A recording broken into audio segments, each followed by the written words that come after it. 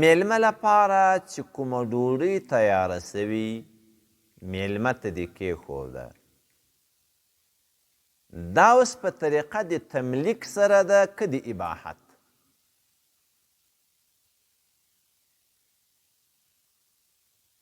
یو د تملیک سره یي هغه دا ده چې دا ډوډۍ دې ورته کېښوده، دا بس د ده ملک جوړه سوه، نور نه دی کولی شي چې قرار یې په شا کې خپل کور ته یوسي، خپل مال و ملک سو کولی شي راواخلي بل چا ته یې ورکړي. یو بیا اباحت دا معنا لري چې ته اجازه د دې لري چې دلته یې وخورې، نور د دې اجازه نه لري چې کور ته یوسي،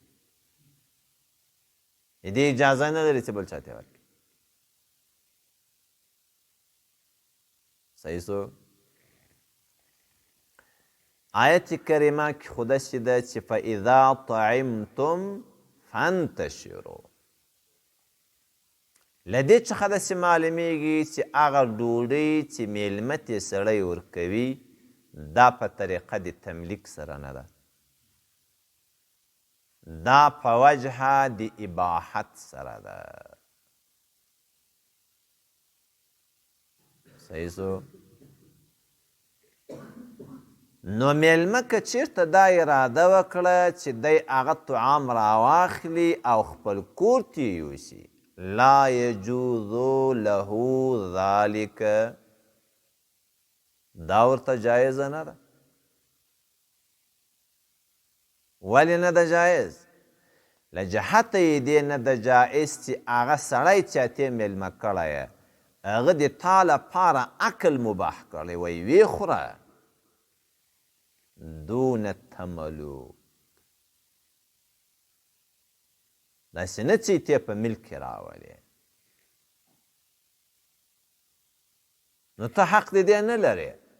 حق چې قرار هغه راواخلې او 2 مڼې او مالټې او پانتا او بلا او بتر دا جیب ته تخته کې صحیح کور ته بعضې خلقو چې څه یا غوښه اضافه شي ته په جیب کې واچوي، ولا به د پلار میراث در پاته ده، ته قرار په جیب کې واچوي وړي ورسره قرار یې راټوله کړي څه دی خو موړ سي چې موړ سي ته قرار نور سره راټوله کړي جیب ته یې واچوي، د پلار میراث ور پاته ده ته کور ته وړي. که د مالک اجازه وه هغه خوشحاله کېدو صحیح خبره ده. دا چې هغه بیچاره نور میلمانه پرې ډېري هغه وایي چې یوه ګوله غوښه راپاته شي او دلته تا بس حمله کړې ده، لاس دې اچولی ده، بس ډوډۍ هم ټوله یې، وریجې هم ټوله یې، غوښې هم ټوله یې، دا جواز ده.